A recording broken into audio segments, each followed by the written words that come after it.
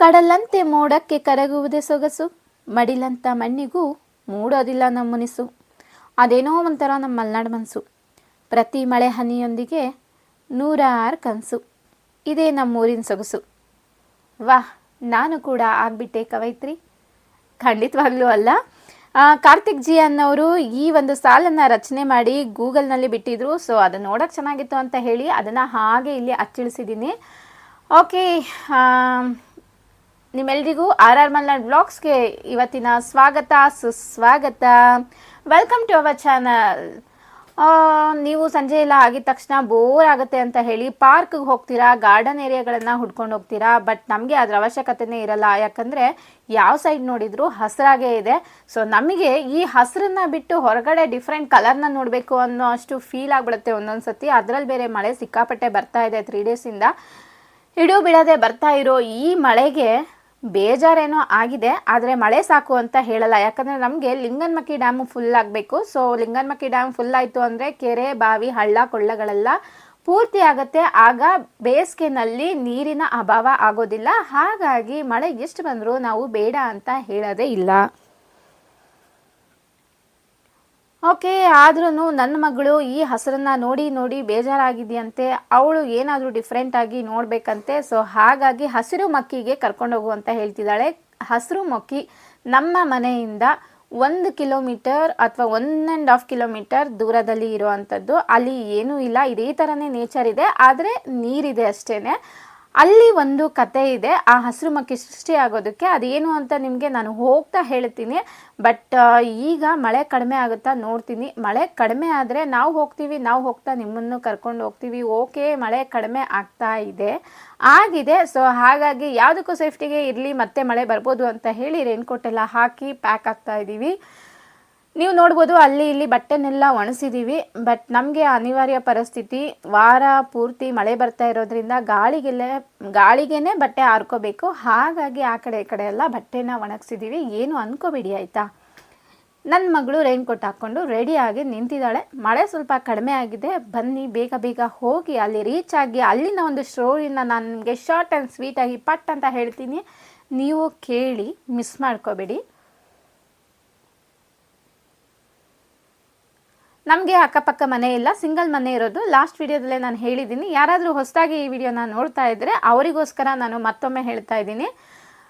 ಇಲ್ಲಿಂದ ಲೆಫ್ಟ್ ಸೈಡಲ್ಲಿ ನಾನು ಏನು ತೋರಿಸ್ತಾ ಇದ್ದೀನಿ. ಸೊ ಹೀಗೆ ಸ್ಟ್ರೈಟ್ ಹೋದರೆ ನಮಗೆ ಇಲ್ಲಿಂದ 1 ಕಿಲೋಮೀಟರ್ ದೂರದಲ್ಲಿ ಹುಲ್ದೇರ್ಬನ ಅಂತ ಸರ್ಕಲ್ ಸಿಗುತ್ತೆ. ಸೊ ಅಲ್ಲಿಂದ ಲೆಫ್ಟ್ ತೊಗೊಂಡ್ರೆ ಸೀದಾ ಸಿಗಂದೂರು ಹೋಗುತ್ತೆ. ಅಲ್ಲಿ ಕೂಡ ನಮಗೆ ಲಾಂಚ್ ಸಿಗುತ್ತೆ.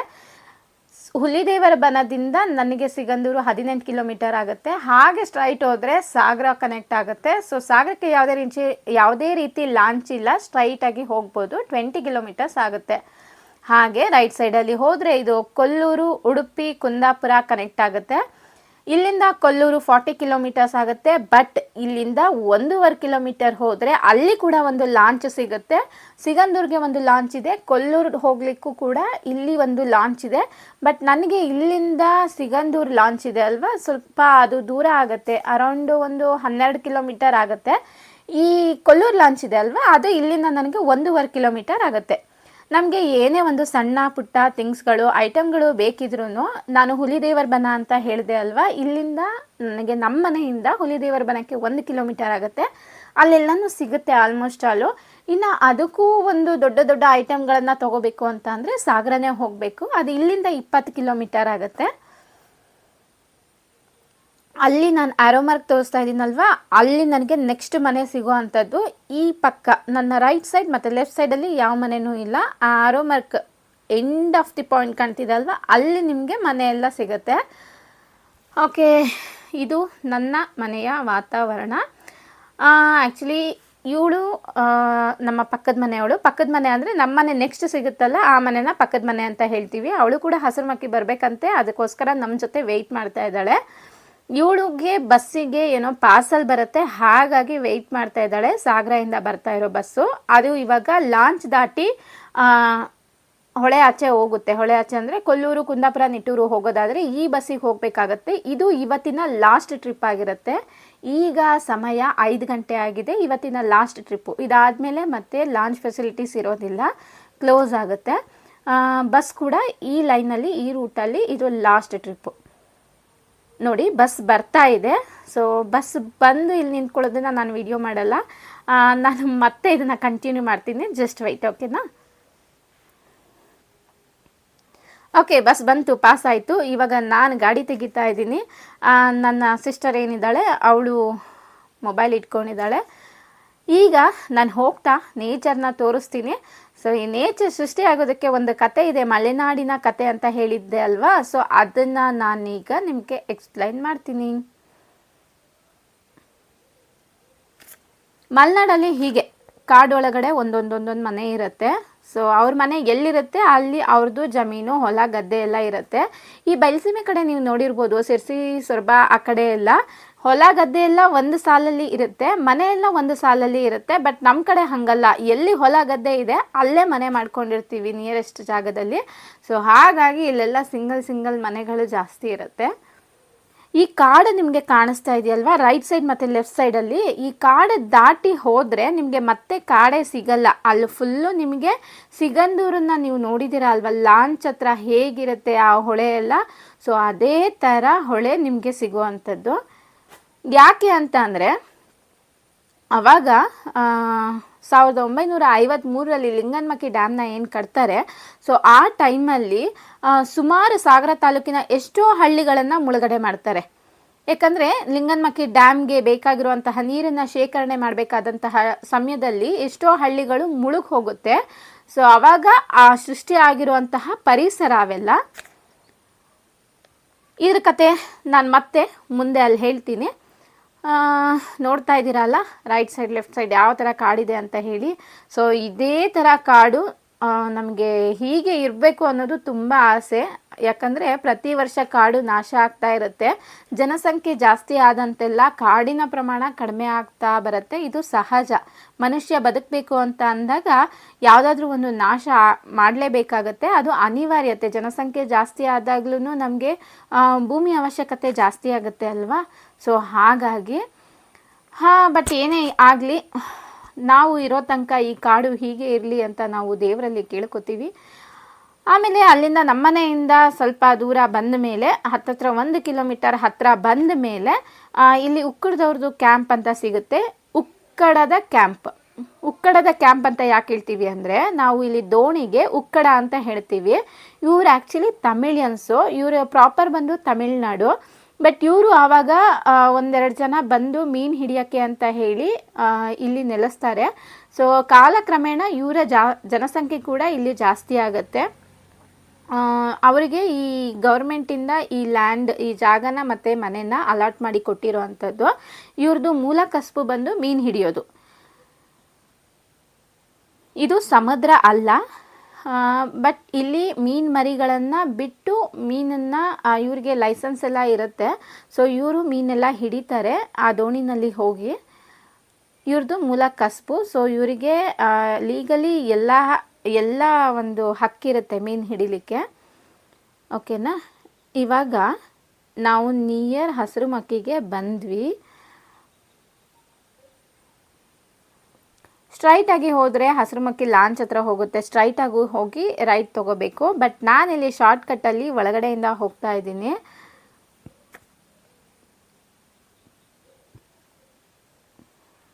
ಇಲ್ಲಿ ರೋಡ್ ಬೇರೆ ಸರಿ ಇರಲಿಲ್ಲ, ಕಾಲೆಲ್ಲ ಸಿಕ್ಕಾಕೋತಾ ಇತ್ತು. ಬಟ್ ಅದರಲ್ಲೇ ಒದ್ದಾಡ್ತಾ ಇದ್ವಿ. ಫೈನಲಿ ನಾವು ಇದರಲ್ಲೇ ಒದ್ದಾಡಿಕೊಂಡು ಆಚೆ ಬಂದ್ವಿ. ವಾವ್, ನೋಡಿದ್ರ ಹೇಗಿದೆ ಅಂತ ಹೇಳಿ. ಇಲ್ಲೇನು ನಿಮಗೆ ಬೆಟ್ಟ ಥರ ಕಾಣಿಸ್ತಾ ಇದೆ, ಮರ ಎಲ್ಲ ಕಾಣಿಸ್ತಾ ಇದೆ ಅಲ್ವಾ, ಈ ನೀರೆಲ್ಲ ಬಿಟ್ಟು. ಸೊ ಅಲ್ಲಿ ಆವಾಗ ಮನೆ ಎಲ್ಲ ಇತ್ತು, ಅದ್ರ ಮೇಲೆ ಮನೆ ಎಲ್ಲ ಕಟ್ಕೊಂಡಿದ್ರು. ಮತ್ತು ಈ ನೀರೆಲ್ಲ ತುಂಬ್ಕೊಂಡಿದೆಯಲ್ಲ, ಅಲ್ಲಿ ತೋಟ ಗದ್ದೆ ಎಲ್ಲ ಇತ್ತು. ಈ ಒಂದು ಜಾಗ ಏನಿದೆ, ಈ ರೈಟ್ ಸೈಡಲ್ಲಿ ಇರೋ ಅಷ್ಟು ಜಾಗನೂ ನಮ್ಮ ಮನೆತನದವರು, ಇಲ್ಲಿ ಕಾಣಿಸ್ತಿದೆ ಅಲ್ವಾ, ಇದೆಲ್ಲ ನಮ್ಮ ಮನೆತನದವರು ಆವಾಗ ತೋಟ ಮತ್ತು ಗದ್ದೆ ಎಲ್ಲ ಮಾಡ್ತಾ ಇದ್ರಂತೆ. ಸಾಧಾರಣ ಒಂದು 100 ಎಕರೆ ಇತ್ತಂತೆ. ಅವಾಗೆಲ್ಲ ಒಟ್ಟು ಕುಟುಂಬದಲ್ಲಿ ಒಂದು ಮನೆಯಲ್ಲಿ 40-50 ಜನ ಇರ್ತಾಯಿದ್ರು. ಇವಾಗ ಆ ಥರ ಹಳ್ಳಿ ಕಡೆ ಕೂಡ ಅಷ್ಟು ಒಟ್ಟು ಕುಟುಂಬನ ನೋಡಲಿಕ್ಕೆ ಸಾಧ್ಯ ಇಲ್ಲ. ತೀರಾ ಅಳೆದು ಉಳಿದು ಯಾರ್ದೋ ಒಂದು ಗ್ರಾಮದಲ್ಲಿ ಒಂದು 4 ಮನೆ 5 ಮನೆಯಲ್ಲಿ ಆ ಥರ ಒಟ್ಟು ಕುಟುಂಬನ ನೋಡ್ಬೋದು. ಇವಾಗೆಲ್ಲ ಸಪ್ರೇಟ್ ಆಗಿದ್ದಾರೆ ಹಳ್ಳಿನಲ್ಲೂ ಕೂಡ. ಇದರ ಮೂಲ ಕತೆ ಏನು ಅಂತ ಕೇಳೋದಾದರೆ, ಇದು ಆ್ಯಕ್ಚುಲಿ ಒಂದು ಊರಾಗಿತ್ತು. ಇದಕ್ಕೆ ಒಂದು ಮಾತಿದೆ, ನಮ್ಮಪ್ಪ ನಮಗೆ ಹೇಳ್ತಾ ಇದ್ದಿದ್ದು, ಬಟ್ ಇದು ಎಷ್ಟರ ಮಟ್ಟಿಗೆ ಸರಿ ಅಂತ ನನಗೆ ಗೊತ್ತಿಲ್ಲ. ನಮ್ಮ ಅಜ್ಜಿ ನಮ್ಮಪ್ಪ ಎಲ್ಲ ಹೇಳ್ತಾ ಇದ್ದಿದ್ದು, ಹಸಿರುಮಕ್ಕಿ ಸಂತೆ. ಇದು ಆ್ಯಕ್ಚುಲಿ ಈ ಲಿಂಗನಮಕ್ಕಿ ಡ್ಯಾಮ್ ಆಗೋದಕ್ಕೆ ಮುಂಚೆ ಇಲ್ಲೆಲ್ಲ ಸಂತೆ ನಡೀತಾ ಇತ್ತಂತೆ. ಹಸಿರುಮಕ್ಕಿ ಸಂತೆ ಕೋಟೆಕಾನ್ ಕೋಟೆ ಆಣದೂರು ಪೇಟೆ ಅಂತ ಹೇಳ್ತಾ ಇದ್ರು. ಕೋಟೆಕಾನ್ ಕೋಟೆ ಅಂತ ಅಂದರೆ ಅಲ್ಲಿ ಒಂದು ಕೋಟೆ ಇತ್ತು ಅವಾಗ. ಸೊ ಆ ಕೋಟೆ ಇವಾಗ ನೀರೆಲ್ಲ ಹೋಗಿ ಮತ್ತು ಆ ಕೋಟೆ ಗೋಡೆ ಎಲ್ಲ ಬಿದ್ದೋಗಿ ಎಲ್ಲ ಹೊರಟೋಗಿದೆ. ಬಟ್ ಆಗಿನ ಕಾಲದಲ್ಲಿ ಇಲ್ಲೇ ನಿಯರು ನಾನು ನಿಮಗೆ ತೋರಿಸ್ದೆ ಅಲ್ವಾ, ಇಲ್ಲಿ ನಮ್ಮದು ತೋಟ ಮತ್ತು ಗದ್ದೆ ಎಲ್ಲ ಇತ್ತು ಅಂತ ಹೇಳಿ. ಸೊ ಅಲ್ಲಿ ಒಂದು ಕೋಟೆ ಇತ್ತು ಆಗಿನ ಕಾಲದಲ್ಲಿ. ಸೊ ಅದ್ರ ಗೋಡೆಗಳೆಲ್ಲ ಒಂದು ಸ್ವಲ್ಪ ಪ್ರಮಾಣದಲ್ಲಿ ಇದೆ, ಪೂರ್ತಿ ಇಲ್ಲ, ಎಲ್ಲ ಕಾಡು ಬೆಳ್ಕೊಂಡಿದೆ ಇವಾಗ. ಸೊ ಅಲ್ಲಿ ಕೋಟೆ ಇತ್ತಂತೆ. ಆಮೇಲೆ ಆಣದೂರು ಪೇಟೆ. ಆಣದೂರು ಅಂತ ಅಂದರೆ ಅದು ನಮ್ಮ ಅಪ್ಪನ ಮನೆತನಕ್ಕೆ ಇದ್ದಂತಹ ಹೆಸರು. ಸೊ ಅದು ಆಣಂದೂರು. ಆಣಂದೂರು ಅಂದರೆ ನಮ್ಮ ಮೂಲ ಮನೆ ಬಂದು ನಾನು ಆವಾಗಲೇ ಪ್ಲೇಸ್ ತೋರಿಸ್ದೆ ಅಲ್ವಾ. ಸೊ ಅಲ್ಲಿ ಹಿಂದೆಗಡೆ ಆಣಂದೂರು ನಮ್ಮ ಮೂಲ ಮನೆತನ ಇರೋದು. ಅಲ್ಲಿ ಸಂತೆ ಪೇಟೆ ನಡೀತಾ ಇತ್ತಂತೆ, ಪೇಟೆ ಇತ್ತಂತೆ ಅಲ್ಲಿ. ಅದಕ್ಕೆ ಹೇಳ್ತಾರೆ ಹಸಿರುಮಕ್ಕಿ ಸಂತೆ ಆಣಂದೂರು ಪೇಟೆ ಕೋಟೆಕಾನ್ ಕೋಟೆ ಅಂತ ಹೇಳಿ. ಸೊ ಇವಾಗ ಯಾವುದು ಉಳ್ಕೊಂಡಿಲ್ಲ. ಇದೆಲ್ಲ ಯಾವಾಗ ಈ ಲಿಂಗನಮಕ್ಕಿ ಡ್ಯಾಮ್ ಆಗಿ ಇಲ್ಲಿ ವಿದ್ಯುತ್ ಉತ್ಪಾದನೆ ಮಾಡಬೇಕು ಅಂತ ಹೇಳಿ ನೀರನ್ನು ಶೇಖರಣೆ ಮಾಡೋಕ್ಕೆ ಸ್ಟಾರ್ಟ್ ಮಾಡ್ತಾರೆ, ಆವಾಗ ಸಾಗರ ತಾಲೂಕಿನ 100 ಹಳ್ಳಿಗಳು ಮುಳುಗಿ ಹೋಗುತ್ತೆ. ಅಂಥ ಟೈಮಲ್ಲಿ ಎಷ್ಟೋ ಜನ ಇಲ್ಲಿ ಅವರ ತಮ್ಮ ಮೂಲ ಸ್ಥಾನನ ಕಳ್ಕೊಂಡು, ಕೆಲವರು ಇಷ್ಟ ಇಲ್ಲದೇ ಇದ್ದರೂ ಇಷ್ಟ ಇದ್ರೂ ಇಲ್ಲಿಂದ ಜಾಗನ ಬಿಟ್ಕೊಟ್ಟು ಬೇರೆ ಕಡೆ ವಲಸೆ ಹೋಗುವಂಥ ಪರಿಸ್ಥಿತಿ ಬರುತ್ತೆ. ಹಾಗಾಗಿ ಇಲ್ಲಿ ತುಂಬ ಜನರ ಕಣ್ಣೀರಿನ ಕತೆ ಇದೆ ಅಂತಲೇ ಹೇಳ್ಬೋದು. ಯಾಕಂದರೆ ಮಲೆನಾಡವರು ತಮಗಿಂತ ಹೆಚ್ಚಾಗಿ ತಮ್ಮ ಮನೆತನದ ದೇವರುಗಳಿಗೆ ಹೆಚ್ಚಿನ ಗೌರವ ಇವತ್ತಿಗೂ ಕೂಡ ಕೊಡ್ತಾರೆ.